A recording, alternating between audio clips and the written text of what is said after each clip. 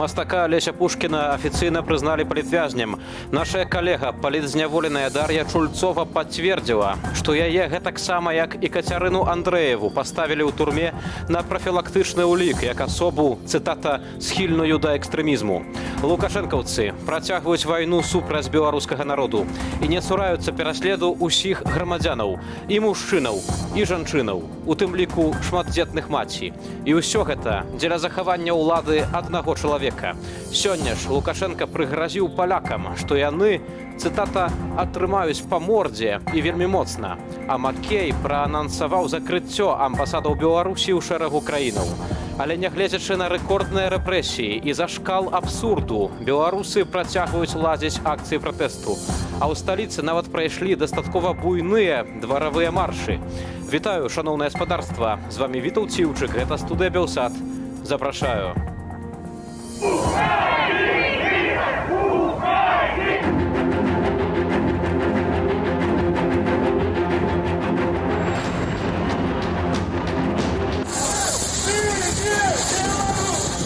80% поддержки ее не видно нигде.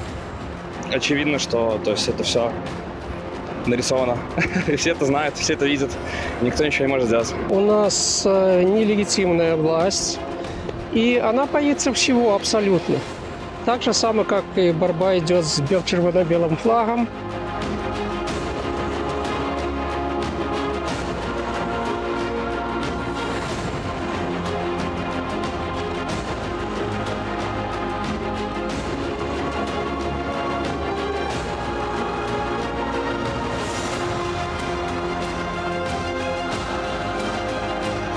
Если только к нам будут вот таким образом относиться, как это было в конце прошлого года и сейчас, по морде получат и очень сильно.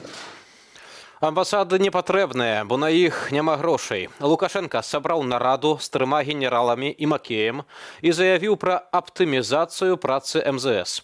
Лукашенко дадаў, што вырашаць пытанне можна на пляцоўках ААН у Нью-Йорку, Жэневе, Вене. А трымаць беларускіх дыпламатаў-дарадцаў у краінах, якія, цытата, замарозілі з ім кантакты альбо вядуць дэструктыўную дзейнасць, не варта. В ряде стран наш многолетний опыт свидетельствует о том, что перспективы белорусского дипломатического присутствия там не просматриваются. Так зачем нам сохранять свои посольства, тратить бюджетные средства на их содержание? К чему там полный штат дипломатов, отвечающих за направления, которые поставлены на паузу? В таких случаях нужно работать на условиях взаимности, как это недавно было сделано с Польшей и Литвой. В крайнем случае все интересующие вопросы мы можем обсуждать на площадках Организации Объединенных Наций, других международных организаций, в Нью-Йорке, Женеве или в Вене. Там есть возможность говорить со всем миром. Узурпатар кажа, што трэба скарачаць колькасць беларускіх дыпламатаў у некаторых краінах, бо стасункі і так пастаўленыя на паўзу. Чаму, на вашу думку, дайшло да такой сітуацыі і хто, на ваш погляд, вінаваты, мы запыталіся у жыхароў сталіцы. Это никому не надо, это не в пользу Беларуси однозначно. Нас никто не спрашивает, поэтому если брать мнение нормальных людей, адекватно думающих, то, конечно, зачем? Я думаю, это большой минус для нашего правительства. Нельзя разрывать дипломатические отношения. Нужно всегда находить компромисс, идти навстречу на переговорах. А то получается, когда были вопросы с Украиной, мы выступали гарантом дипломатических отношений. А сейчас мы показываем обратную сторону. Чем больше Беларусь закрывается от других стран, тем хуже будет, потому что все влияние идет от России. В свою очередь, Россия живет с таким же президентом, как и у нас. Такие президенты каких-то международных отношений строить не хотят, потому что все хочется себе. Очень страшно становится за будущее, о том, что нас ждет впереди и куда мы сможем в будущем поехать, если у нас не будет представительств, либо даже консульств. Поэтому, я вам скажу честно, ожидание худшего. Безусловно, пора, как говорят, менять старую резину. И тогда, возможно, что-то у нас изменится. Пока я не вижу никаких перемен, и международные отношения невозможны пока в нашей стране. Пока у нас старая власть. Ну, вы же понимаете, какая ситуация вообще сейчас. Тут даже и говорить нечего. Тут решает все один, и как хочет, так и решает. И, может быть, надо на компромисс идти и не сокращать, а общаться, и давать людям как бы тоже общение, это все. У каждого человека должна быть какая-то возможность обратиться к своему послу там, за помощью, за каким-то еще другим решением, потому что ситуаций очень много разных. Поэтому я думаю, что все должны быть, ну, как бы так, лояльно относиться друг к другу. Наши должны быть там, ихние должны быть здесь. І ўжо зараз з намі на сувязі старшыня кабінету прадстаўнікоў Святланы Ціханаўскай, былы дыпламат Валерый Кавалеўскі. Вітаю вас. Добрый вечер. Спадар Валерый, пра што сведчыць вось гэтая заява пра закрыццё амбасадаў у некаторых краінах? Пра што сведчаць вось гэтыя паводзіны Лукашэнкі? Ну, бадай, што гэта далейшае разбурэнне знешняй палітыкі Беларусі, дэградацыя яе, звядзення да мінімуму, і гэта, канешне, разбурэнне дыпламатычнай службы Беларусі. Таму што выбудаваць дыпламатычную службу, падрыхтаваць дыпламата займае вельмі шмат часу, вельмі шмат рэсурсаў. Гэта кожны дыпламат гэта такая штучная адзінка, в тым сэнсе, што вельмі складана падрыхтаваць такого чалавека. І разбураць дыпламатычную службу гэта будзе мець такі шкодны эфект на годы і на годы наперад. Яшчэ адзін момант, які мне падаецца вельмі важным у гэтым сэнсе, гэта можа быць адлюстраванне даволі складанай бюджэтнай сітуацыі для беларускай дзяржавы. Тое, што вымушаныя рэзаць дыпламатычны апарат, дыпламатычную прысутнасць беларусаў за мяжой. Але ўвогуле самае галоўнае, што казалі людзі ў гэтай апытанцы, это тое, што гэта вельмі звужае магчымасць беларусаў абараняць свае інтарэсы як фізічных асобаў за мяжой, а таксама і прасоўваць беларускія нацыянальныя інтарэсы за мяжой у замежных краінах. Але вось гэтая паводзіны, это азначае, што Лукашенко хоча яшчэ больш самаізалявацца ад захаду, што ён хоча нават яшчэ больш, нават тыя кантакты, якія тэарэтычна былі, парваць?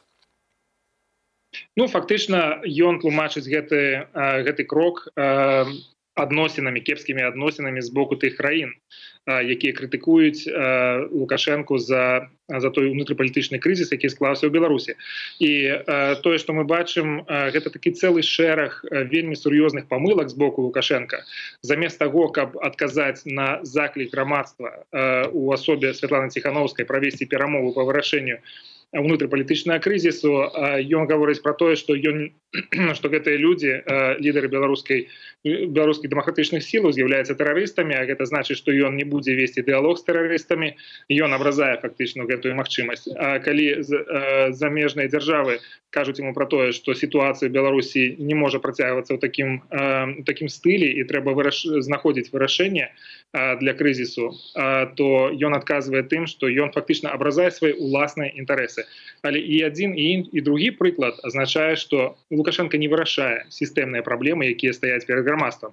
Ён толькі паглыбляе іх, робіць іх яшчэ больш складанымі і запутанымі.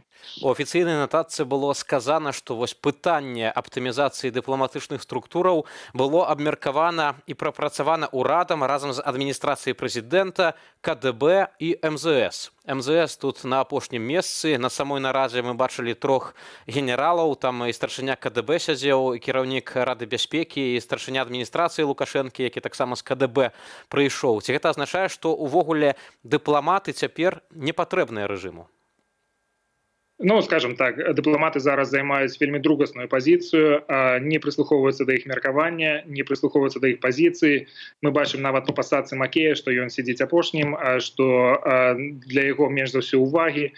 І так, узгадненне пазіцыі МЗСу па тым пытанні, якое тычыцца выключна справы МЗСу, дыпламаты, знешняя палітыка, і атрымліваецца, што голас МЗСу тут самы слабы. І гэта, конечно, прысуд самому Макею, як спецыялісту, як адказнаму за знешнюю палітыку, за дыпламатыю беларускую. Тое, што адбываецца абсолютна недапушчальныя рэчы, і МЗС дэградаваў за гэты час да ўзроўню, якога мы яшчэ не бачылі. Таксама сёння Лукашенко накінуўся з абвінавачваннямі на Польшчу. Давайце вы зараз разам паслухаем, што узурпатар заявіў пра нашых заходніх суседзяў, а потым вернемся да нашай размовы. С польским народом белорусов объединяет многовековая история. У нас нет неурегулированных территориальных и имущественных претензий друг к другу. Мы никогда не вспоминали об оккупации Польшей значительной части белорусской территории в 20-30-е годы прошлого века. Но, видимо, пришло время вернуться к этой теме и детально исследовать ее с привлечением историков и политологов, что уже, кстати, мы начали делать. И еще раз хочу подчеркнуть, там многие поднимают вот этот польский вопрос, поляки, притеснение. Еще раз хочу повторить руководству Польши. Да, у нас немало проживает поляков, но это наши поляки. Лукашенко таксама дадаў аб тым, што патлумачыць польскае пытанне трэба і грамадскасці, і, як ён сказаў, заходнім партнёрам, як быццам бы выдзяляючы Польшу, што вось як быццам бы гэта Польша адзіная яго не прызнае за прэзідэнта, а іншыя краіны прызнаюць. Спадар Валерый, на вашу думку, навошта Лукашенко так накідваецца менавіта на Польшчу? Ну, часткова я думаю, што гэта рэверанс у бок Расіі, якая заўсёды мае такі даволі складаныя адносіны з Польшай, але гэта таксама спроба паказаць, што Лукашенко застаецца з Расіяй, што на захад ён не збіраецца, і вось я зноў ваш самы галоўны саюзнік, таму падтрымлівайце мяне. Увогуле ж мне здаецца, што гэта такая спроба адцягнуць увагу ад унутрыпалітычнай праблематыкі беларускай, паказаць нейкі такі нейкі прадмет, які адцягне увагу як малым дзецям, што паглядзіце, вось у нас тут праблемы, але там праблем няма. Няма ніякіх праблем з этнічнымі палякамі ў Беларусі. Гэта нармальныя звычайныя грамадзяне Беларусі, якія жывуць па закону. Тыя грамадскія арганізацыі, якія працуюць у Беларусі, таксама не парушаюць закону, кіруюцца ім гэтаксама, як і ўсе іншыя грамадскія арганізацыі. А таму гэта спроба перакласці з вельмі хворай галавы праблемы на здаровую.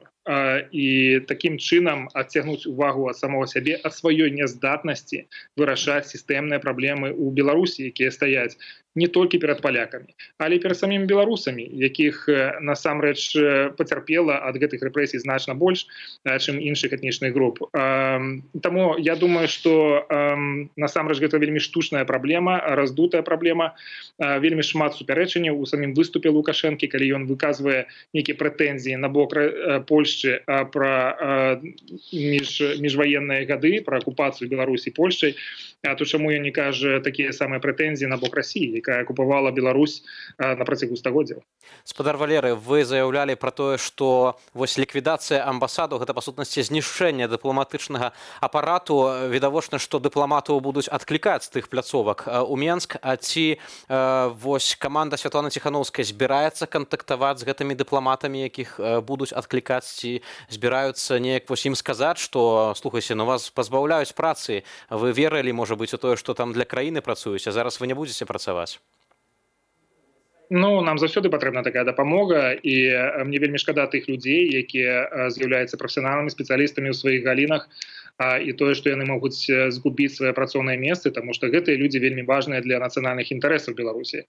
Я вельмі спадзяюся, што гэта закране не шмат каго, што спецыялісты захаваюць свой прафесіянальны ўзровень, працягнуць працаваць на гэтым кірунку. Што тычыцца тых, хто ўсё ж такі будзе вымушаны пакінуць свае працоўныя месцы, то, безумоўна, мы будзем гатовы разглядзець такія прапановы. Спадар Валерый, яшчэ одно пытанне наконт пераследу польскай меншасці. Вось як ставіцца да гэтага офіс Святланы Ціханаўскай, бо бачым вось гэту агрэсіўную, проста такую нялюдскую рыторыку Лукашэнкі. Ведаю, што таксама была заява ад імя самой спадарні Святланы наконт пераследу палякаў у Беларусі. Безумоўна, гэта недапушчальна, калі любая этнічная група пераследуецца па палітычным прыкмеце. Гэта тое самае тычыцца і польскай меншасці ў Беларусі. У гэтых меншасцяў ёсць свае асаблівыя правы, іх трэба абараняць. Дзяржава павінна абараняць гэтыя правы. Ніякім чынам не мае права Лукашенко ці нейкія дзяржаўныя структуры рабіць такія нападкі, выдзяляць іх як асобную групу, якая нібыта нясе нейкі гістарычны груз адказнасці перад беларусамі. Гэта абсолютна недапушчальна. Зноў жа нагадаем, што ў гэтых рэпрэсіях, якія цягнуцца ўжо лічы год, церпяць і палякі, і рускія, і беларусы, і все іншыя нацыянальнасці, якія прадстаўлены ў Беларусі. Таму і адказ міжнароднай супольнасці, адказ саміх беларусаў на гэтыя рэпрэсіі, ён павінен быць сістэмным. Мы павінны абараніць правы кожнага і ўсіх, хто жыве ў гэтай краіне. Дзякуй вялікі за каментар. Спадар Валерый Кавалеўскі, былы дыпламат і прадстаўнік Святланы Ціханаўскай па міжнародных справах, быў маім гаспадарства госцем і абмяркоўвалі вось гэтую заяву пра гэтак званую аптымізацыю МЗС, пра закрыццё амбасадаў Беларусі ў некаторых краінах, а таксама нападкі на нашу заходнюю суседку Польшчу. Між тым і з поўдню прыходзяць такія навіны аб тым, што Лукашенко зноў пацвярджаюць, што не вызнаюць яго легітымным прэзідэнтам, і Украіна больш не разглядае Беларусь у якасці перамоўнай пляцоўкі па пытаннях вайны на Донбасе. Пра гэта ў эфіры праграмы «Свабода слова» на тэлеканале ICTV заявіў намеснік прэм'ер-міністра, міністр рэінтэграцыі Украіны Алексей Рэзнікаў. Паводле высокага украінскага дзяржаўнага пасадоўца, давер да Беларусі страчаны, і таму Кіеў будзе шукаць для перамоваў іншую пляцоўку. Мы катэгарычна паведомілі. Мы катэгарычна заявілі, што не будзем удзельнічаць у паседжаннях трохбаковай кантактнай групы, калі сёння карантынныя абмежаванні раптам скончацца і будзе прапанавана працягваць кансультацыі, як і раней у Менску. Мы растлумачылі, што украінская дэлегацыя не накіруе сваіх чальцоў у Менск для сустрэч у рэальным жыцці. Нам усё роўна давядзецца шукаць іншую краіну і іншы горад. Я думаю, што мажліва ў тым ліку з-за таго, што на сёння Беларусь усцяж знаходзіцца пад уплывам Расійскай Федэрацыі. І зразумела, у нас няма даверу да гэтай тэрыторыі. І сёння вы бачыце, што там таксама дамінуе пэўная думка пра расійскага кірунку і антыукраінскага характару. Канешне ж, мы бярэм гэта да ўвагі, а нашыя вайскоўцы, у тым ліку, думаю, ужо ўзялі да ўвагі. В тому числі, я думаю, взяли вже це до уваги. І ўжо зараз з намі на сувязі палітолог з Києва, спадар Олег Саакян. Добрый вечар. Вітаю вас, добрый. Спадар Олег, усё ж такі Лукашенко быў саюзнікам Расіі практычна ўсе гады свайго кіравання. Былі супольныя вайсковыя вучэнні беларуска-расейскія. Што ўвогуле змянілася? Чаму раптам украінцы больш не хочуць прыязджаць вось у Менск для перамоваў? І змінився характер режиму Лукашенка. Якщо до того він, будучи формальним союзником Росії, намагався принаймні балансувати і зберігати людяне обличчя режиму, і, зокрема, по відношенню до України це була добросусідська політика, то зараз вона змінилася. По-перше, зрозуміло, що з Російською Федерацією це перетворюється в набагато більш асиметричну інтегрованість. Лукашенко стає все більш залежним від Росії. По-друге, це доволі агресивна риторика з боку режиму Лукашенка. Відповідно, антиукраїнськість з звинуваченням Україні, ролики на державному телебаченні російському стосовно, беремо в лапки, бендерівців в Україні і тощо. Ну і третє, це те, що Лукашенко перейшов червону лінію, яка є промальована українським суспільством, а саме він пішов на насилля по відношенню до вулиці. Не на певні перемовини, не на певні конструктивні позиції, а він почав придушувати громадський протест. Україна, яка пережила декілька революцій, де саме цінність свободи і свободи самовираження, і свободи і цінностей демократії є не простим словом, а тим, за що люди віддавали життя під час революції, і за те, що віддають життя і на фронті, безумовно, в цих умовах будь-який український політик, який продовжував би закривати на це очі, він би став політичним самогубцем. Тому позиція України тут абсолютно була однозначна. Це та сама ситуація, яка фактично лежала у відносинах між українськими політиками і пані Тихановською, зокрема по відношенню до Криму. Пане Олеже, я дуже вибачаюся, якщо можна, хотів би попросити вас відповідати далі російською мовою, щоб всі наші глядачі могли нас розуміти. Спадар Олег, ось таке у Львові адмовилися зараз закупати білоруські автобуси. Мер городу Андрей Садовий заявив, що не треба спонсувати ось режим у Білорусі таким чином. Але увогуле бачимо, що Україна не імкнеться ніяк ось так нейкія санкції супраць рэжыму Лукашэнкі увозіць. І вось ёсць артыкул на Уніян выданні, які гавораць пра тое, што нават сёлета украінскія кампаніі вось на 5 мільярдаў гривень падпісалі дамоваў з беларускімі прадпрыемствамі на будаўніцтва дарог. То бок эканамічных дзеянняў з боку Киева на Беларусь ніякіх няма.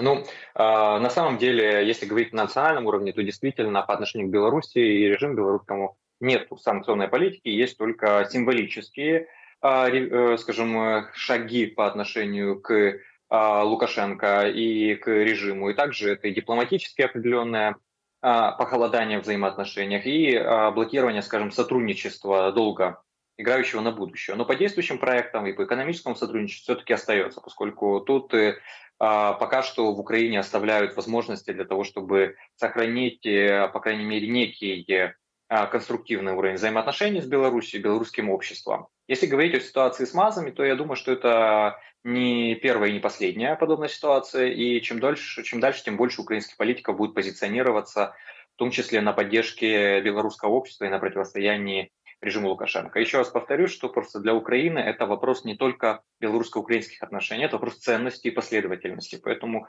ряд политиков и общественных деятелей, которые декларируют демократические ценности, для них Лукашенко становится нерукоподаваемым, и, соответственно, они будут в том числе идеологически свои позиции выстраивать по Беларуси, исходя из этого. Але ўсё ж такі вось такія прадукты, як то кажуць, двайнога прызначэння, якія могуць выкарыстоўвацца і ў цывільнай сферы, і ў ваеннай сферы. Я маю на ўвазе вось гэтыя так званыя цялежкі для аўтамабіляў, якія можна на транспарцёры ставіць. Ну, Кіеў закупае ў Беларусі вось гэтую прадукцыю, якая можа выкарыстоўвацца на фронце. Але адначасова лічыць, што Беларусь гэта краіна, дзе не можна бяспечна нармальна праводзіць перамовы, каб не паддацца расійскаму ўплыву. Ці няма тут супярэчнасці, што вось аддаюцца грошы Лукашэнку з аднаго боку на ваенную тэхніку, а з другого боку перамовы ў Менску праводзіць не будзем? Не, я, конечно, хотел бы сказать, что Украина является абсолютно последовательной в своей позиции и согласованы все треки политики, экономические и внешнеполитические, но, к сожалению, это не так. Понятное дело, что есть некие проблемы и взросления украинского государства, и непоследовательность подобная не только по отношению к Беларуси проявляется, с одной стороны. С другой стороны, все-таки здесь есть и определенная рациональность данной политики, поскольку там, где это касается символизма политики и ценностей, то это вопрос, который, конечно же, превалирует в том числе и над экономикой. Но там, где касается национального интереса и обороноспособности, то есть усиления способности выживать Украины, а мы находимся в достаточно сложных обстоятельствах войны с Российской Федерацией, соответственно, тут по этим продуктам, конечно же, Украина руководствуется, скажем, интересом выживания и повышения обороноспособности. Поэтому тут, к сожалению, конфликтуют две ценности. Одна – это выживание, другая – это ценность демократии. И, безусловно, что данный конфликт не закончится в ближайшее время. Спадар Олег, Святлана Ціхановская наведала ўжо вельмі шмат еўрапейскіх краінаў, дзе яе прымалі на самым высокім узроўні і прэзідэнты, і прэм'ер-міністры. Аднак, вось калі казаць пра Украіну, то ў Кіеў яе пакуль гэтак і не прынялі. Чаму і ці, на вашу думку, гэта магчыма ў бліжэйшай перспектыве? Я думаю, что в ближайшей перспективе уже возможно, поскольку госпожа Тихановская однозначно ответила на вопрос Крыма. А на самом деле именно он, как бы это, может быть, не выглядело издалека, скажем, наивно, но именно он стал преградой для возможности встречи на самом высоком уровне, поскольку госпожа Тихановская готовила встречу. И офис президента, и МЗС, и ряд оппозиционных политиков украинских топ-уровня, я знаю персонально об подготовках таких встреч. Но они стали невозможны, потому что госпожа Тихановская не заняла однозначной позиции в взаимоотношениях Украины и России. А это вопрос очень чувствительный и электорально в том числе, и ценностно для украинских политиков. Поэтому сейчас, когда мы увидели в одном из интервью уже однозначную, солидаризированную с западным сообществом позицию относительно Крыма и России, то я думаю, что это открыло ворота к тому, чтобы произошли встречи на высоком уровне. И сейчас я бы на месте команды госпожи Тихановской, думаю, попробовал бы еще раз организовать их, и я думаю, что это бы имело бы, возможно, успех. Цяпер ёсць паведамленне пра тое, што ў Расіі паднялі па трывозе ўсе ваенныя акругі для спраўджвання нібыта абаронездатнасці і баявой гатоўнасці. Таксама Расія сцягвае войскі да мяжы з Украінаю. Як ва ўкраіне цяпер гэта ўсё ўспрымаюць, наколькі гавораць пра рэальнасць пагрозы нейкіх ваенных дзеянняў зноў? Воспринимается очень серьезно, и в Украине достаточно серьезно готовятся к наихудшим сценариям, ровно для того, чтобы их не допустить. Начиная от военных, в Украине прорабатываются сценарии возможного реагирования, заканчивая дипломатическим. Мы видим, что и не только Украина, а и целый ряд западных стран тоже очень серьезно отнеслись к этой информации. Мне кажется, что, судя по, скажем, картографированию сейчас российской наращивания милитаризации на границах, можно сказать, что полномасштабной войны Россия, скорее всего, сейчас развязывать не будет, то есть эскалации. Но отдельные операции по провоцированию, возможно, попытки реализации осетинский сценарий с защитой паспортизированных русских граждан на оккупированных территориях и другие какие-то провокационные сценарии, они, конечно же, могут иметь место. Почему полномасштабные нет? Если посмотреть на развертывание, например, госпиталей, то, о чем сказал один из основных генералов НАТО, мы видим, что нету этого. Если говорить о танковых войсках, они также оттянуты от Украины. По количественному позиции, сейчас сравнить потенциал военный вооруженных сил Украины и стянутых российских войск на границе Украины, то практически 1 к 1 получается. Все в районе 300-400 тысяч военных. Поэтому для полномасштабных наступательных операций это крайне малые силы. Иными словами, у России сейчас возможности захватить обширные территории и удерживать их просто военной нет. Но это не говорит о том, что мы должны этот сценарий полностью откидывать и не воспринимать его всерьез. Мы должны быть к нему готовы. И, к сожалению, конечно же, Беларусь в данном случае, как формальный союзник Российской Федерации, тоже становится рикошетом, заложником этих агрессивных действий по милитаризации России. Ось хацеў таксама запытаць больш падрабязна пра беларускі кірунак, калі малююць вось такія самыя горшыя сцэнары аб аднаўленні актыўнай фазы расійска-украінскай вайны. Як у Кіеве цяпер глядзяць на Беларусь, дзе ўсё яшчэ захоўвае ўладу Лукашенка? Ці адчуваюць пагрозу з поўначы таксама? На самом деле в Украине смотрят Беларусь по-разному, но в целом смотрят с сочувствием и с надеждой и пониманием в отношении белорусского народа. И в Украине очень большой уровень эмпатии к белорусам. И также к части белорусского общественного движения. Параллельно с этим, конечно же, как к сегодняшнему режиму, то сохраняется некий, с одной стороны, ностальгия за хорошими взаимоотношениями, с другой стороны, конечно же, опаска. Украинские военные рассматривают всевозможные сценарии, учитывая, что Россия еще несколько лет назад проводила учения с моделированиями атаки воздушной с территории Беларуси по Украине, то, конечно же, военные не могут игнорировать такие агрессивные планы Российской Федерации. Более того, учитывая сложное положение, в котором и слабое положение, в котором находится режим Лукашенко, гарантировать полноценно, что в течение нескольких суток ситуация в Беларуси не может измениться до такой, которую не будет он контролировать, и Россия сможет осуществить собственные планы, даже оттеснив его, либо ему придется согласиться с сценариями, которые будут навязаны, конечно же, таких гарантий нет. Поэтому, к сожалению, но белорусско-украинская граница, она открыта, к счастью, она открыта для мирных граждан, и будут всегда украинцы ждать друзей и братьев белорусов. Но для российских военных и с точки зрения военных угроз, конечно же, она сейчас на замке.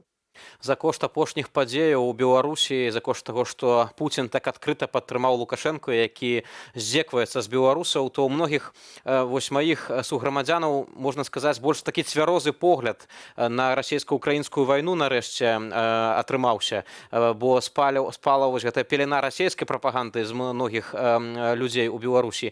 А вось калі казаць пра украінцаў, бо ведаю, што украінцы таксама, яны досыць высока цанілі раней Лукашэнку па гэтых апытаннях, казалі, што вось Лукашенко папулярны палітык. А цяпер вось як на асобу Лукашэнкі глядзяць украінцы? Если посмотреть на социологию, то его поддержка в украинском обществе значительно падает. Конечно же, она остается еще на достаточно значимом уровне, но тренд падения, причем с семимильными шагами, он очевиден. Безусловно, что образ Лукашенко в Украине, он формируется с телевизионной картинки. А тут не секрет, что телевизионную картинку Лукашенко научились формировать, и пропаганда также работала. И, соответственно, здесь эти образы, которые транслировало белорусское государственное телевидение, они ложились на высокий уровень достаточно ностальгии по такому правильному, хорошему Советскому Союзу, потому что негативы истории обычно забываются, а вот мороженое и колбаса по 20 копеек условно, они, конечно же, остаются и во многом еще будут определять электоральное настроение в Украине и в других постсоветских странах на не один электоральный цикл. И Лукашенко очень хорошо ложился туда, особенно на фоне, скажем, разочарованности собственными политиками, ведь при наших политиках мы живем, и мы видим их негативы. А про белорусского лидера в Украине видели только то, что хороший телевизор транслирует, а плохого это ощущали на себе только белорусы. Поэтому, в частности, и до российско-украинской войны начала также среди топ-рейтингов находился и Путин в Украине. Но где сейчас его поддержка в Украине? Мы понимаем, что он антиперсонаж сейчас для Украины, причем очень значительно политой кровью украинских защитников и мирных граждан. Я уже не говорю про слезы миллионов людей, которые пострадали от российской агрессии. Поэтому Лукашенко, конечно же, судьба с точки зрения отношения к нему украинцев, она уже имеет свой четкий тренд вниз. Но определенный уровень ностальгичности остается. Дзякуй вялікі за гэтую размову. Спадар Олег Саакян, палітолог з Кіева, быў маім і спадарства госцем. Гэты вечар абмяркоўвалі тое, што Украіна больш не хоча перамаўляць у Менску наконт Донбасу, бо не мае даверу да Беларусі.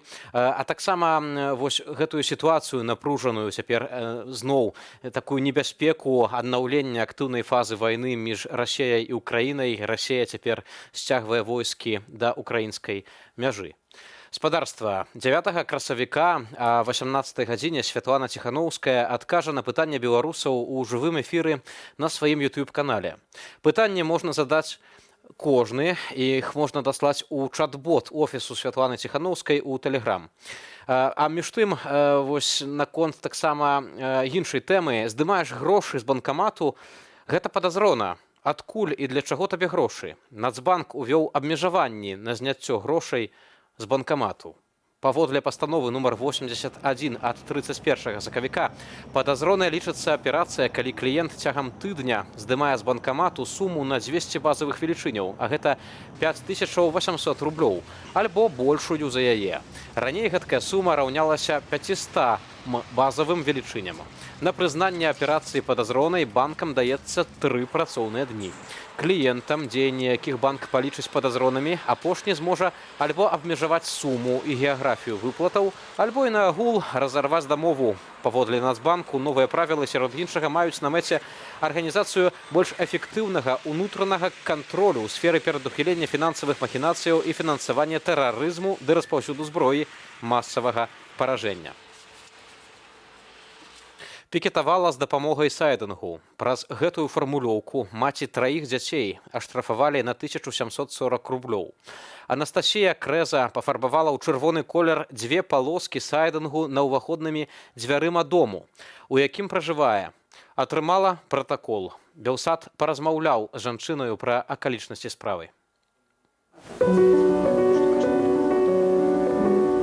Вынес постановление 60 базовых. 1740 рублей.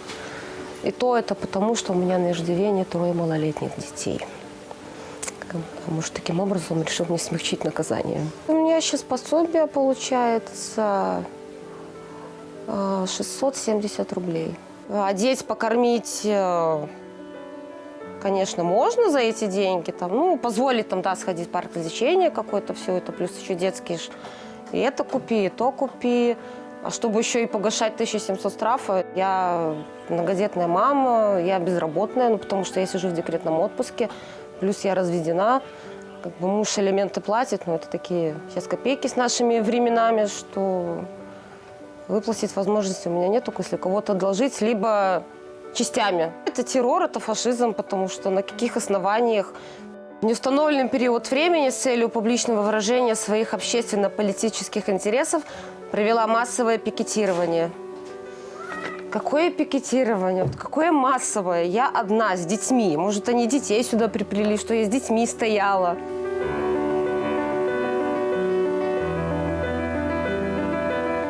29 марта, в понедельник, около обеда, дети играли на улице, приехало 2 мужчин. Просто представили советскую РУД, показали удостоверение и все.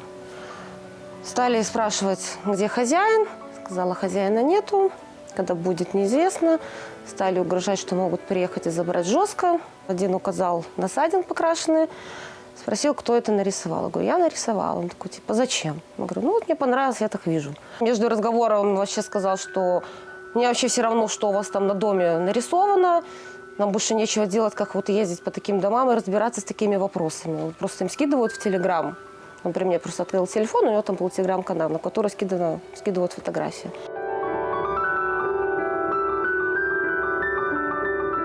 Я поехала в суд с детьми, опять-таки, потому что детским каникулы. Вышел судья, все, пригласили в кабинет, сказал, что с детьми нельзя заходить. Я говорю, он будет плакать. Он такой, вот нельзя. Я говорю, ну хорошо. Дети остались там, и плюс там еще была женщина-волонтер. Он говорит, ну я с ним посижу. Я говорю, ладно, хорошо. Начало заседание суда, он стал зачитывать обвинения, ребенок стал плакать. Причем плакать он орал. Шатило Сергей Викторович, судья. Ребенок просто стал разрываться и вырываться в кабинет. На что Шатило взял мое дело, просто вот так вот, закрыл и пулей выбежал. Он пришел опять в зал заседания, сказал, что суд приостанавливает дело, переносит заседание на 2 апреля и найдите, с кем оставить детей.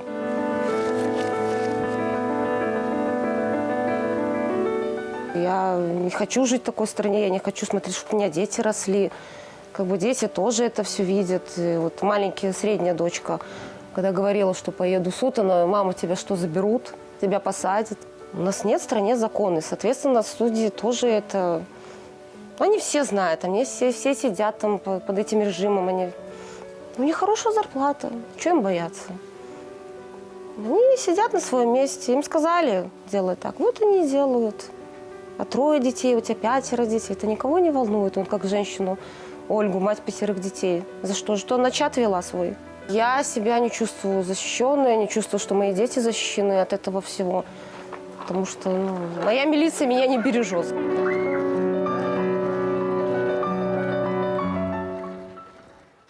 Калі ў карнікаў няма ніякіх тармазоў і маральных прынцыпаў. Тацяну Гацура-Яворскую, маці 4 дзяцей, суарганізатарку выставы пра медыкаў, падазраюць, цытата, у фінансаванні беспарадкаў. Ёй пагражае да 3 гадоў зняволення. Паліну Шарэнду-Панасюк, маці 2 непаўнагадовых дзяцей, перавялі ў СІЗА нумар 7 у Берасці, дзе зноў на 10 дзён змясцілі ў карцар. Бетонны мешок. Раней Паліна змагла перадаць на волю ліст, у якім апісала катаванні ў застенках. Усяго ў Беларусі вядома як мінімум пра 141 палітычна матываваную крымінальную справу менавіта супраць жанчын. 47 прызнаныя палітвязнямі. Як і чаму лукашэнкаўцы здзекваюцца з жанчын, ужо зараз пагаворым са спадарняй Настай Базар, удзельніцай ФМ-групы Каардынацыйнай рады. Вітаю вас. Вітаю, добрый вечар. Спадарня Наста, вось усё больш і больш менавіта маці, шматдзетных нават маці забіраюць у засценкі. Ці гэта азначае, што ў Беларусі як бы усе грамадзяне роўныя ў сваім бяспраўі, што вось карнікі сапраўды ні на што не зважаюць?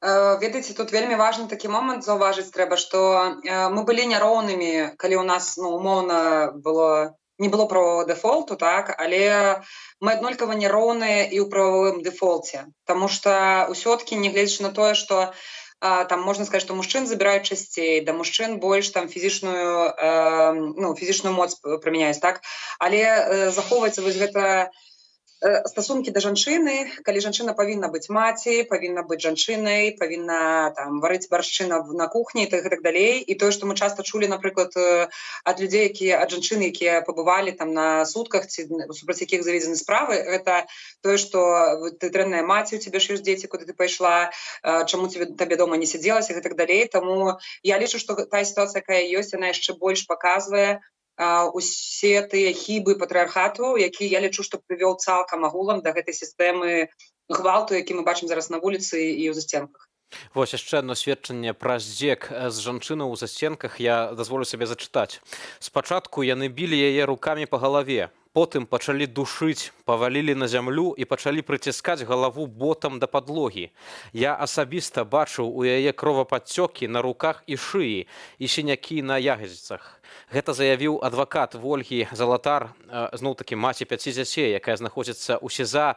Вось, спадарня Наста, калі мы вось чытаем такія проста НКВДшныя, па сутнасці, здзекі, калі пра іх чытаем, ці можна вось у гэтых сілавіках пазнаць тых, хто у жніўні так прымаў нават кветкі ад жанчынаў на мітынгах, калі жанчыны прыходзілі і казалі, што вось мы не хочам ніякога гвалту, і міліцыянты прымалі кветкі ад жанчынаў, а цяпер вось так яны здзекваюцца. Так, слухайце, наконт здзекваюцца, тут пытанне ў тым, што гэта заўсёды было, на жаль. на жаль, гэта просто замоўчвалася. Гэта было толькі зараз мы гэта бачым, дзякуючы таму, што гэта агульная справа, умоўна кажучы, так, гэта жанчына, пра якую ведаюць шмат, і мы можам пра гэта гаварыць. Але давайте будзем шчырымі, гэта заўсёды адбывалася ў нашай краіне, толькі гэта было за сценкамі кватэры. І я кажу зараз пра хатні гвалт, і мне вельмі важна казаць пра сувязь паміж хатнім гвалтам і тым гвалтам, які мы зараз бачым усе навокал. І менавіта з-за таго, што была нармалізацыя хатняга гвалту ў нашай краіне, менавіта з-за гэтага я лічу зараз адбываецца тое, што адбываецца. Безумоўна, тое, што вы прачыталі, гэта не падлягае ніякаму ўвогуле асэнсаванню і прыняццю. І калі вы прымушаеце нас быць там жаночымі, выходзіць замуж, нараджаць дзяцей, быць добрымі жанчынамі і так далей, тады вы супярэчыце сабе тым, што вы прымяняеце на нас такую фізічную сілу. То бок для мяне гэта яшчэ адна праява такой улады, улады менавіта таго, што кажуць, власці, калі проста з-за таго, што я магу, я гэта раблю. І калі мне выгадна, я буду казаць табе, каб ты сидзела ціха, каб ты была толькі дома, каб ты была гаспадынькай, а калі я захачу, я буду цябе збіваць. І для мяне гэта аднаго парадку дзеянні, якія мы зараз, на жаль, бачым. Але, безумоўна, гэта ўсё недапушчальна, безумоўна, гэта ўсё вельмі балюча чуць. Калі вось казаць пра ўмовы ўтрымання, пра таксама такі стан палітвязняў, у тым ліку псіхалагічны, спадарня Наста, вось тыя людзі, якія на волі, як яны могуць хоць неяк падтрымаць, дапамагчы тым, хто ў засценках? Так, вельмі важна, як мінімум, пра гэта гаварыць. Мне вельмі прыкра адчуваць, што насамрэч зараз сітуацыя такая, што ўвесь свет глядзіць праз вакенца, але аб'ектыўна робіць недастаткова, як я лічу, і можна было б больш уводзіць санкцыі, больш рэагаваць, але ў любым разе любая публічнасць, любое агучванне сітуацыі, які адбываюцца, яно ідзе на карысць. Па-першае, па-другое, нагадваю, што, канешне, можна пісаць лісты палітвязням і тым, хто сядзіць так, і наколькі я ведаю, можна дасылаць ім нават грошы, якія ў іх ёсць на рахунку, якія яны могуць траціць. Там вельмі ёсць канкрэтныя ўмовы, колькі, які гэта кошт павінен быць, і, безумоўна, трэба звязвацца з роднымі, каб не даслаць больш, чым трэба, тому што зразумела, што гэтыя грошы не атрымаюць. Але гэта мінімум, які мы можам. І самае галоўнае, што мы можам гэта гаварыць пра гэта. Гэта павінна быць пачута, гэта павінна быць агучана. І гэта таксама павінна быць у свядомасці ўсіх беларусаў пра тое, як лепшых увогуле, як вось лепшых людзей, па сутнасці, катуюць у засценках. Дзякую вам вялікі, спадарня Наста Базар, удзельніца фем-групы Координаційнай рады, была маім гаспадарства госцем, гаварылі вось пра тое, як здзекваюцца з беларусак у засценках, як вось збіваюць, калечаць, катуюць таксама жанчыну і дзеці, якіх непаўнагадовыя застаюцца вось дома, а ад іх забралі таксама маці, і з маці вось так здзекваюцца. Між тым, 141 дзень за кратамі застаюцца нашыя калегі, палізняволеныя журналісткі Каця Андрэева і Дар'я Чульцова. Суддзя Наталля Бугук пакарала іх 2 гадамі калоніі за стрым з акцыі памяці забітага Рамана Бандарэнкі. Дзяржаўным абвінаваўцам выступіла Аліна Касьянчык. Сёння Дашу Чульцову, таксама як раней Кацю Андрэеву, у турме паставілі на ўлік як, цытата, схільную да экстрэмізму. Вось так пераследуюць маладых дзяўчат, якія проста сумленна выконвалі сваю працу.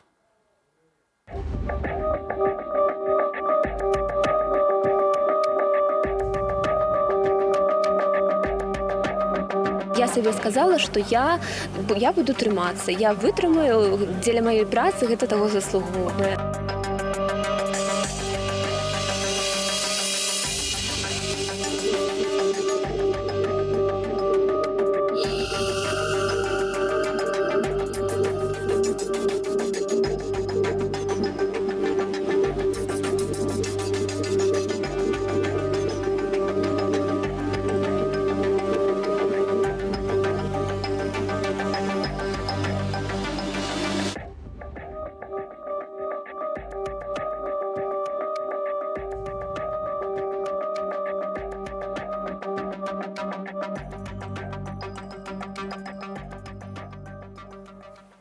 Праз паводзіны, неадэкватныя, зрэшты, паводзіны БТ, Беларусь не будзе прадстаўлена на Еўрабачанні.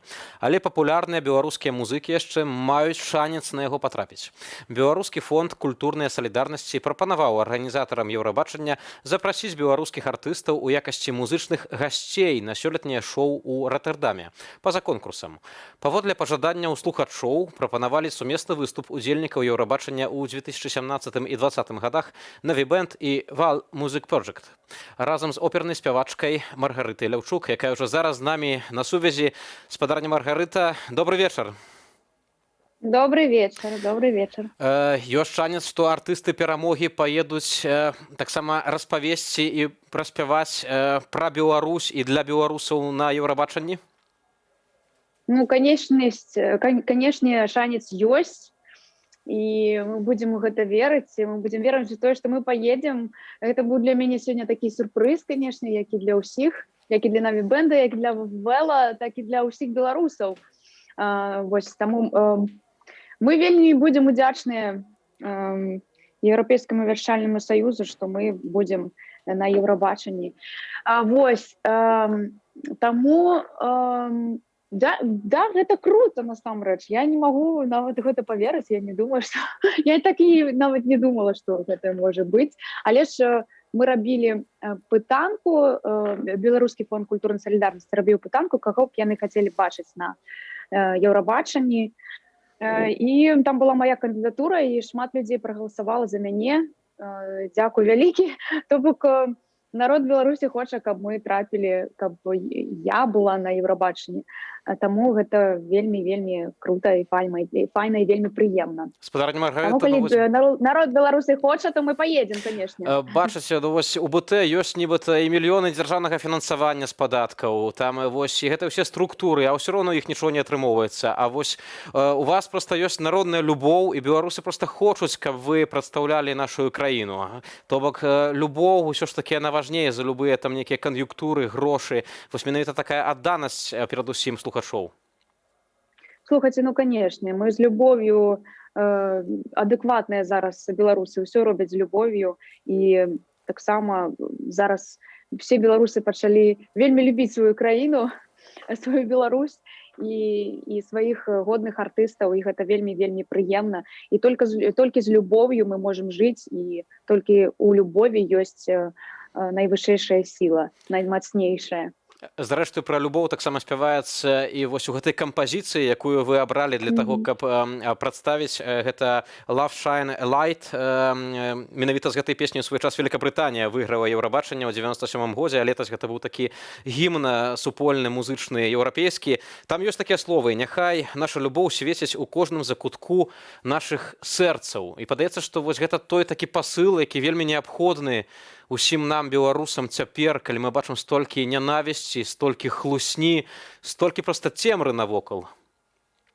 Канешне, так. Я наогул не чула, падаецца, гэтую песню, але ж я чытала тэкст, і гэтыя словы мяне, канешне, ўразілі, здзівілі вельмі, і вельмі б ужо хацелася бы заспяваць гэтую песню, каб падтрымаць беларусаў. І гэта ж насамрэч так круто, калі нас падтрымлівае увесь свет.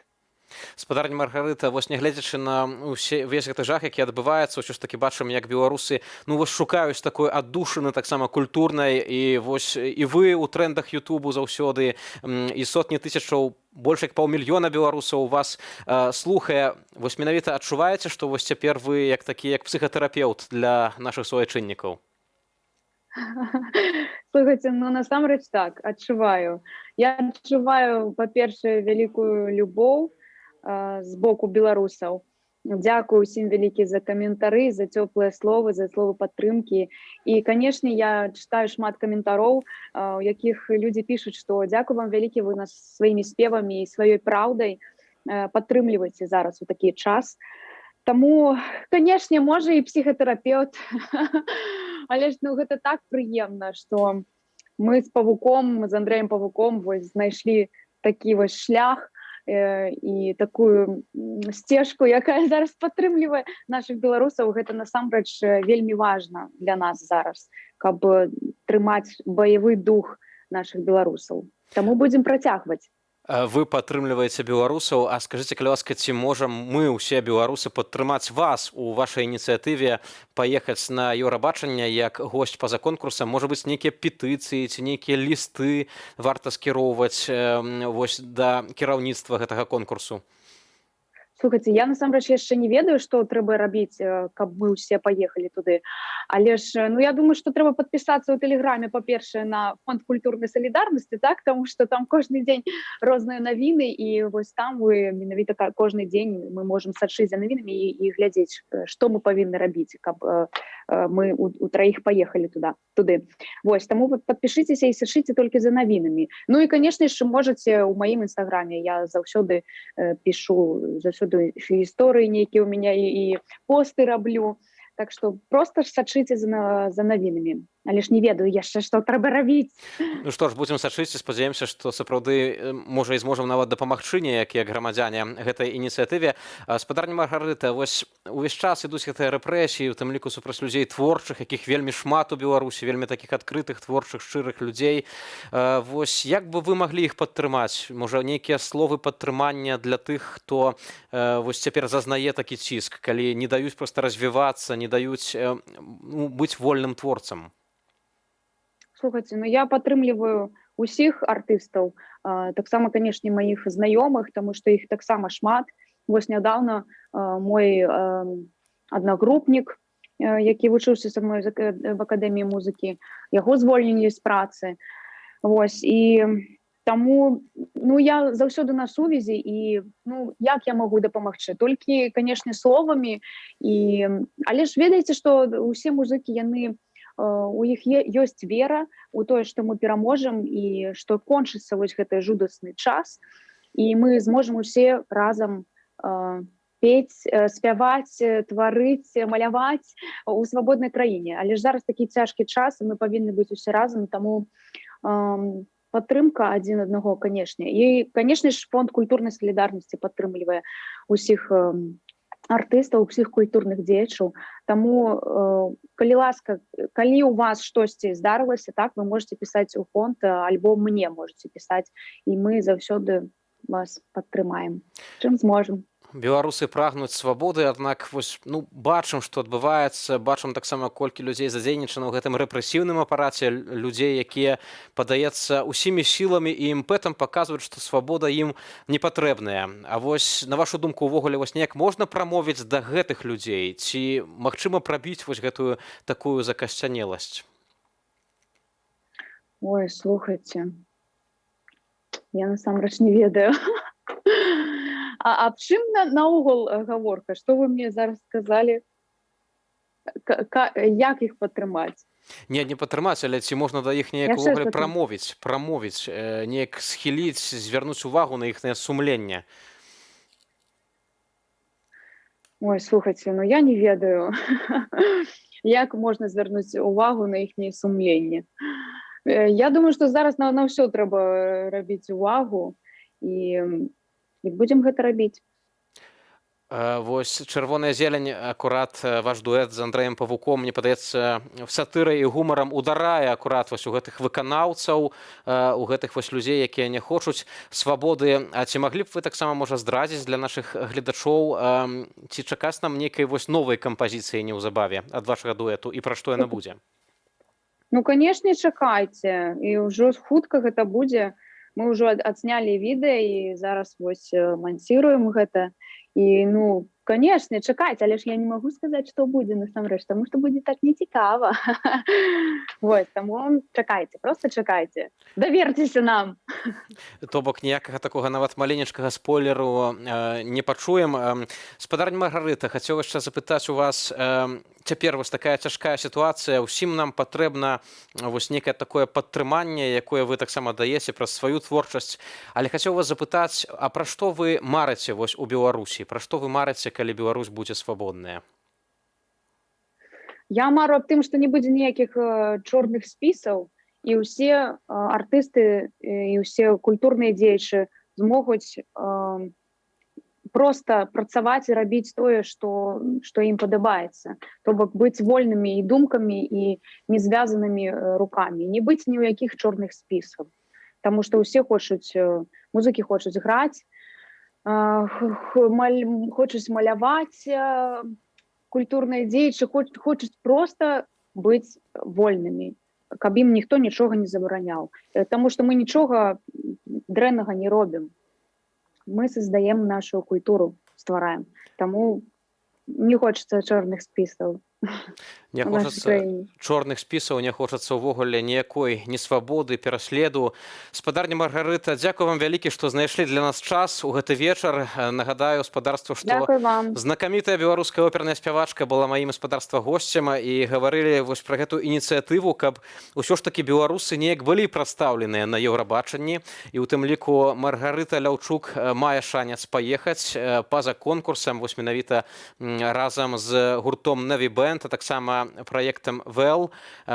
Такі склад выбралі нашыя беларусы праз галасаванне.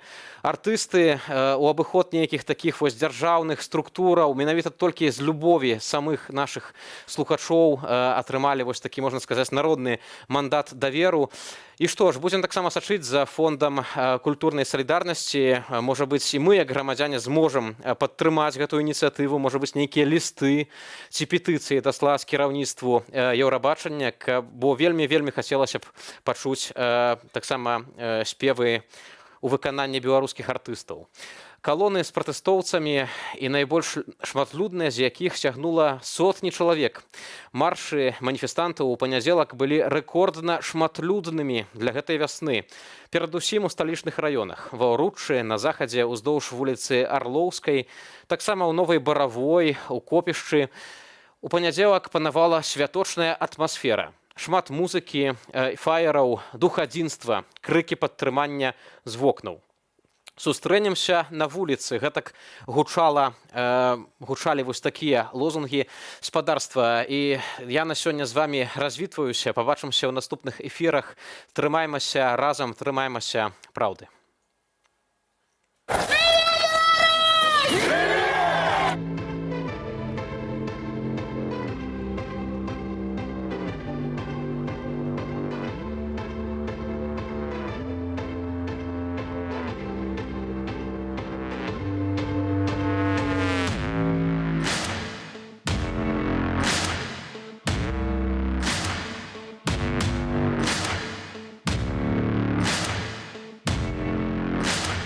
Мы разом! Нас много! За нами перелом!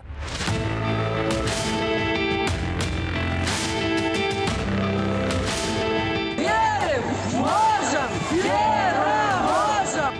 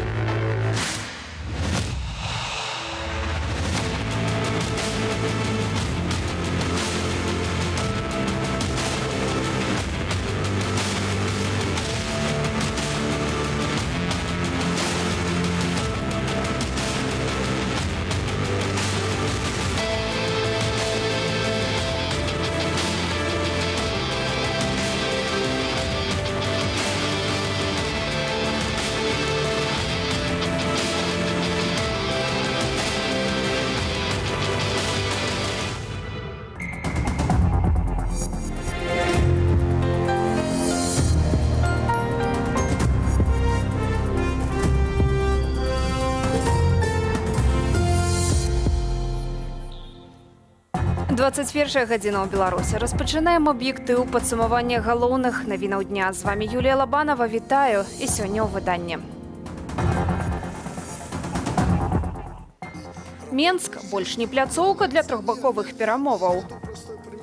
Дыпламатычны канфлікт набірае, скажем так, тэмпу. І та ж сама негатыўная рыторыка афіцыйнага Менску, она спрычыніла сярод іншага і адказ Украіны ў палітычным плашчыне. Колькасць дыпламатаў зменшыць, некаторыя амбасады зачыніць. Почему там полный штат дипломатов, отвечающих за направления, которые поставлены на паузу? Даваць паказанні адмовіўся. Першы допыт Віктара Бабарыкі ў судзе ды іншыя паседжанні. Увесь страйкбольны став, які ў яго ёсць, яны кажуць, што нібыта ён хацеў гэта выкарыстоўваць у мэтах парушэння бяспекі ў горадзе. Як мінімум у некалькіх краінах свету мы закрываем нашы амбасады, заявіў Уладзімір Макей пасля нарады ў Лукашэнкі, прысвечанай працы беларускага МЗС. Асаблівую ўвагу краінаў-суседак Лукашэнка надаў Польшча, маўляў, вядзе падвойную гульню. Яшчэ ў чэрвені спявалі прыемныя слуху песні, пасля абвінавацілі ў фальсіфікацыі выбараў і падтрымалі беглых здраднікаў ды экстрэмістаў. Прапланаванае скарачэнне дыпламатычнага прадстаўніцтва і незадаволенасць уладаў палітыкаю заходніх суседзяў Ірына Драфічук падрабязней. У Беларусі зноў аптымізацыя, гэтым разам у Міністэрстве замежных справаў. Маўляў, у шэрагу краінаў перспектывы беларускай дыпламатычнай прысутнасці не праглядаюцца. Так зачем нам сохранять свои посольства, тратить бюджетные средства на их содержание? К чему там полный штат дипломатов, отвечающих за направления, которые поставлены на паузу? Але сапраўдная прычына аптымізацыі – дэградацыя ўсёй сістэмы дзяржаўнага кіравання, лічыць былы амбасадар Беларусі ў Аргентыне Уладзімір Астапенко. Это таксама яскрава дэманструе тотальны крах беларускай дыпламатыі ў яе намаганнях пабудаваць збалансаваную шматвектарную палітыку. Сёння знешнюю палітыку Беларусі можна смело назваць малавектарнай, каб не казаць аднавектарнай. На думку дарадцы Святланы Ціхановскай у замежнай палітыцы, пасля аптымізацыі беларускія амбасады будуць адыгрываць яшчэ больш сімвалічную ролю, чым раней. Трэба разумець, што беларускія дыпламаты – это не такія дыпламаты, як у заходніх краінах. Задача нашых паслоў было быць гандлёвымі прадстаўнікамі. Яны дамаўлялись на нейкія кантракты, нейкую супрацу з заходнімі кампаніямі. Цяпер нават гэта перастала быць патрэбным, таму што ніхто не хоча супрацоўнічаць з лукашэнкаўскім рэжымам. Улады пастараюцца перамясціць працаўнікоў ведомства туды, дзе з іхнага гледзяшча ёсць эканамічныя перспектывы, адзначае палітолог Андрей Казакевич. Вядуцца вялікія дыскусіі пра кардынальны перагляд беларускай знешняй палітыкі, напрыклад, закрыццё там, ну, ці, скажем, на доўгі перыяд замарожвання заходніх контактаў. Это значит переключение, хутчэй за ўсё, на еўразійскі рэгіён, і перш за ўсё на Расію, все большая залежнасць у знешняй палітыкі ад Расіі. Беларусы лічаць звужэнне дыпламатыі памылкай уладаў. Это никому не надо, это не в пользу Беларуси однозначно.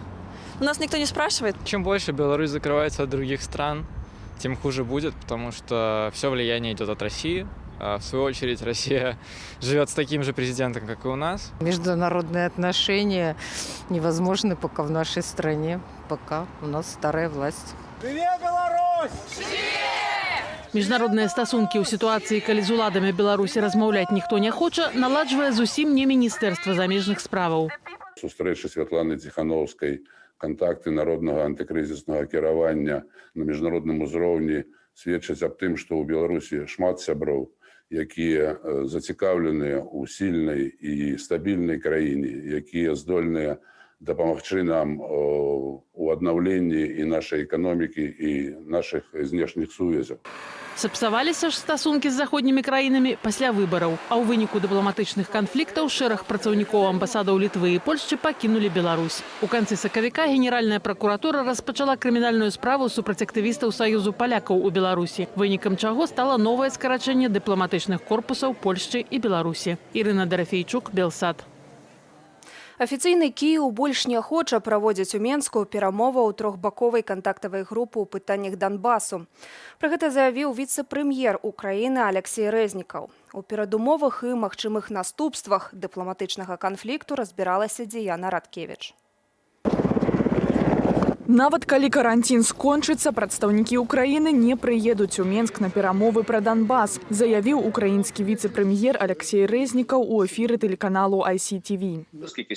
Праз тое, што сёння Беларусь яшчэ застаецца пад уплывам Расійскай Федэрацыі, у нас няма даверу да гэтай тэрыторыі. Сёння вы бачыце, што там дамінуе пэўная думка пра расійскага напрамку і антыукраінскага характару. Цяпер паседжанні трохбаковай кантактавай групы адбываюцца праз відэасувязь. Украіна мела намер перанесці пляцоўку яшчэ ў жніўні праз жорсткае здушэнне ў Беларусі мірных пратэстаў. Тады паўнамоцны прадстаўнік у кантактавай групе Леонид Кравчук прапанаваў Швецыю. Дыпламатычны канфлікт без таких прямых наступстваў пакуль на эканамічныя адносіны, таму што для Украіны эканамічнае супрацоўніцтва з Беларусю важна, для Беларусі таксама важна. Але дыпламатычны канфлікт набірае, скажем так, тэмпаў, і та ж сама негатыўная рыторыка афіцыйнага Менску, она спрычыніла сярод іншага і адказ Украіны ў палітычнай плашчыне. Ці варта Украіне пераносіць з Менску перамовы праз недавер да Беларусі? З такім пытаннем мы звярнуліся да жыхароў Берасця. Мне сложно объяснить свою мысль, но я так думаю, что это правильно.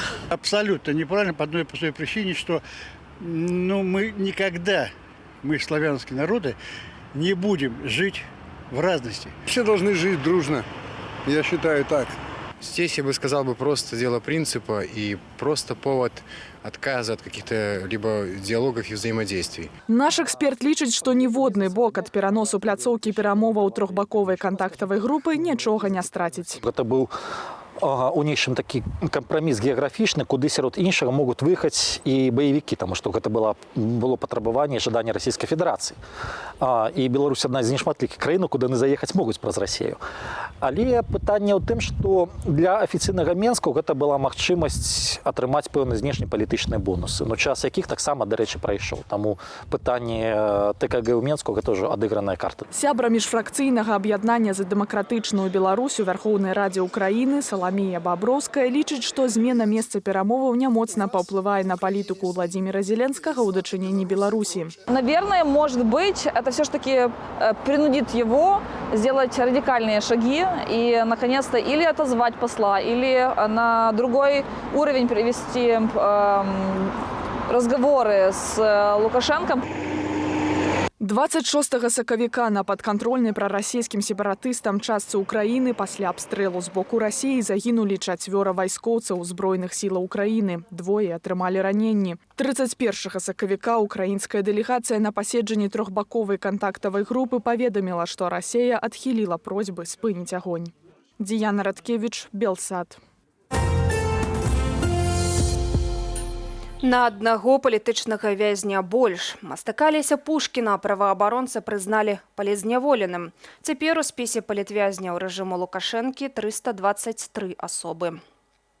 Алеся Пушкіна затрымалі 30 сакавіка. Мастаку інкрымінуюць распальванне варажнечы паводле нацыянальнай, расавай, рэлігійнай ці іншых прыкметаў, здзяйсненне наўмысных дзеянняў, скіраваных на рэабілітацыю і апраўданне нацызму.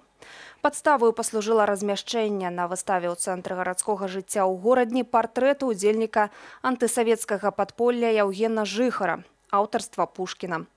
Паводле гарадзенскай пракуратуры ў часе экспазіцыі мастак, цытата, характарызаваў Жыхара як чалавека з беларускага супраціву, змагара з бальшавікамі, чым праслаўляў і ухваляў ягоныя дзеянні. Пушкін сваёй віны не прызнае. Вызваленне мастака запатрабаваў шэраг праваабарончых арганізацыяў. Даваць паказанні адмовіўся, а свой пераслед, як і 7 іншых фігурантаў справы топ-менеджераў Белгазпромбанку, назваў палітычна матываваным. Сёння ў судзе Маскоўскага раёну сталіцы адбыўся першы допыт Віктара Бабарыкі. Падрабязней пра разгляд гэтай ды іншых палітычна матываваных справаў Анастасія Русецкая. У будынку суда Маскоўскага раёну Менску адбыўся першы допыт Віктара Бабарыкі. Экс-кіраўнік Белгазпромбанку адмовіўся даваць паказанні і назваў свой пераслед палітычна матываваным.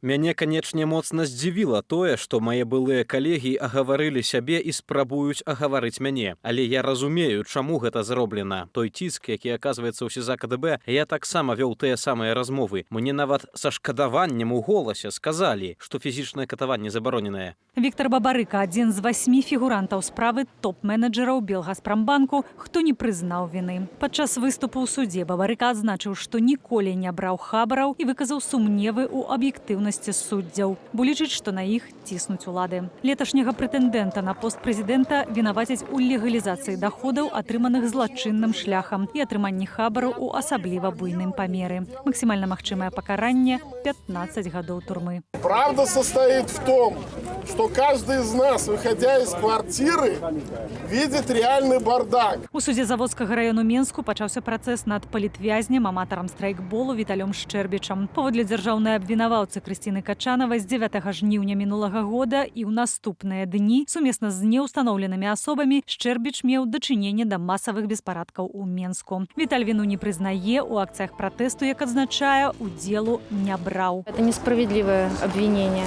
Муж абсолютно ни в чем не виноват. Прямых доказательств вообще ни одного нет. Паводле следства Шчэрбіч купіў і дапрацаваў прадметы для арганізацыі пагромаў, аднак злачыннага намеру не давёў да канца па незалежных абставінах. Затрымалі Віталя летась у лістападзе. Падчас ператрусу ў доме знайшлі дымавыя шашкі, петарды і страйкбольную зброю. Гаспадар казаў, што набыў усё для гульні ў страйкбол. Весь страйкбольны став, які ў яго ёсць, яны кажуць, што нібыта ён хацеў гэта выкарыстоўваць у мэтах парушэння бяспекі ў горадзе, але тут жа ў іх ёсць заключэнне экспертаў, якія кажуць, што гэтыя ўсе рэчы яны не маюць ніякага дачынення да баявой зброі. Менскі абласны суд разгледзеў апеляцыйную скаргу Владзіміра Няронскага і не задаволіў яе. Вырак пакінулі без зменаў. Гэта значыць, што бліжэйшым часам палітвязні этапуюць са следчага ізалятару Жодзіна ў калонію агульнага рэжыму на 3 гады.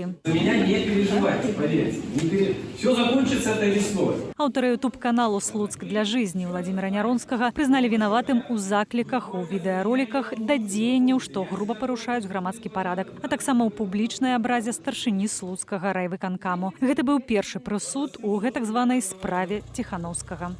Анастасія Русецкая, Белсат. А ўжо асуджаную на 2 гады калоніі нашу каляжанку Дар'ю Чульцову паставілі на прафілактычны ўлік за нібыта схільнасць да экстрэмізму. Іншага нашага калегу, корэспандэнта Белсату ў Расіі Івана Слабадзенюка, затрымалі ля пакроўскай калоніі, дзе адбывае пакаранне расійскі апазіцыйны палітык Алексей Навальны. І да іншых тэмаў. Міліцыя прыйшла з ператрусам да сябраў грамадскай арганізацыі «Звяно». У дома ў іх забралі тэхніку, мінімум 4 асобы, цяпер накрэсцена. Падстава правярэння ў межах крымінальнага артыкулу фінансавання пратэставай дзейнасці. Сярод апошніх праектаў арганізацыі выстава пра змаганне беларускіх медыкаў з ковідам. Машына дыхае, а я не.